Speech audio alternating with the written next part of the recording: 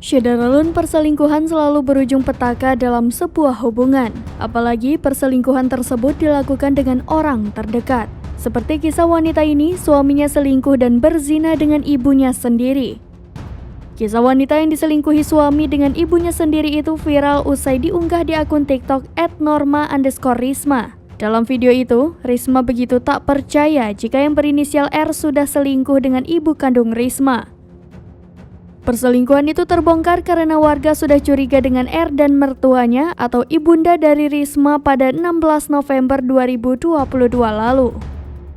Warga lalu menggerebek rumah Risma saat dirinya pergi bekerja dan mendapati R dan mertuanya tanpa busana di dalam rumah. R yang panik lalu kabur ke kamar mandi, sedangkan mertua R atau ibu Risma lemas tak menyangka jika akan digerebek. Risma begitu terpukul dan memutuskan untuk menggugat cerai suaminya, karena selama ini ia sudah bekerja untuk membantu keuangan suami dan menyiapkan berbagai hal untuk masa depan.